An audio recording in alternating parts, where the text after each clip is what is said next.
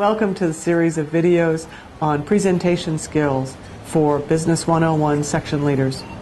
This work in this series of videos you'll be seeing on presentation skills is based on the work of Kendall Zoller and Claudette Landry, the choreography of presenting, the 7 essential abilities of effective presenters.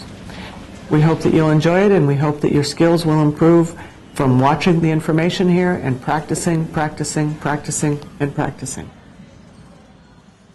So much about what is accomplished in communication is conveyed through the nonverbal patterns, and in this case we're going to look at how those nonverbal patterns are related to balancing task, process, and group development. One of the 7 essential abilities you talk about is balance, task, process, and group development. And one of my teaching mentors told me once, and then told me many times afterwards, don't be slave to the curriculum. It's really trying to figure out what it is, what's the goal that you had set for the presentation or for the class that day.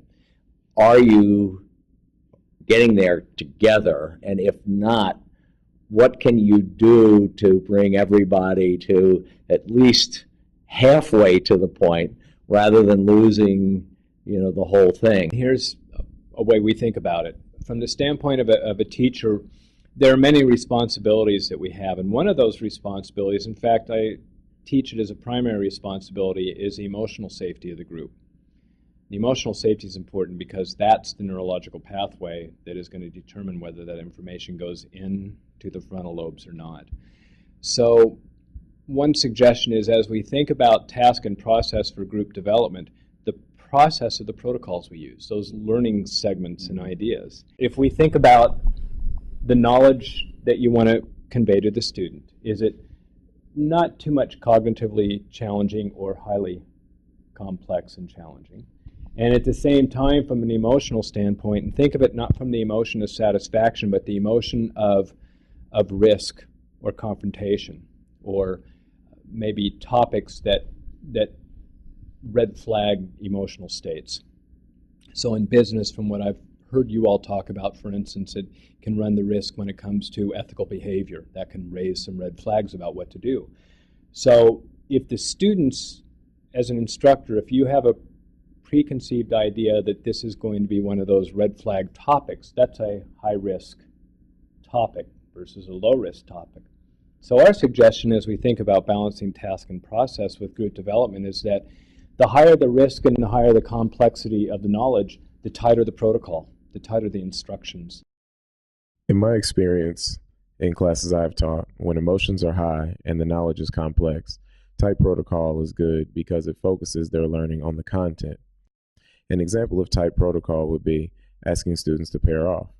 Student A, please paraphrase. Student B, provide an example, no crosstalk. And partners silently read the second paragraph. This provides guidance and the necessary structure to control emotions during highly emotional discussions by defining who will talk when.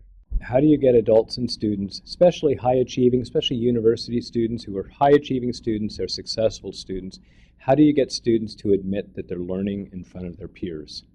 For some, that's very high risk. Mm-hmm. So if we can put a protocol in there that gives permission to not know in front of your peers. This is particularly important for professional students to learn very early on that when they don't know something, that they have to admit it, figure out what it is that they need to know, and to move on. And so there's a concept of communication direction, and we call it third point, and what that is it's taking the direction of communication away from yourself and another person, which is a 2-point communication, and going to a third point. And when you go to a piece of paper, a third point, you did it, you looked.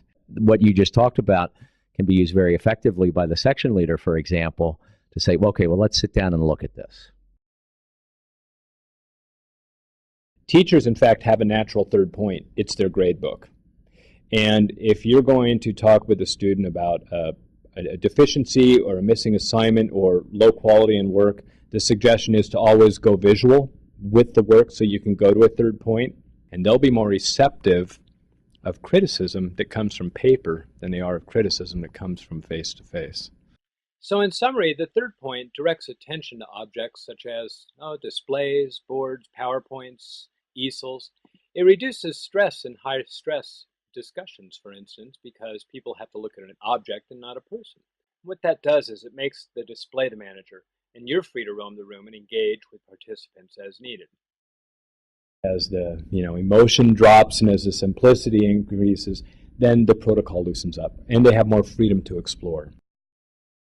Loose protocol is less structured and works well when you're working in groups and trying to stimulate conversation and discussion about topics such as professional responsibilities and things that you would do in tough situations. I've used this in classes for students to easily learn from one another. So it's a group reflection. What that does is it creates space for everyone in the group to participate and contribute verbally, emotionally, and intellectually. It's a powerful piece in helping develop groups and balance the task and process at the same time.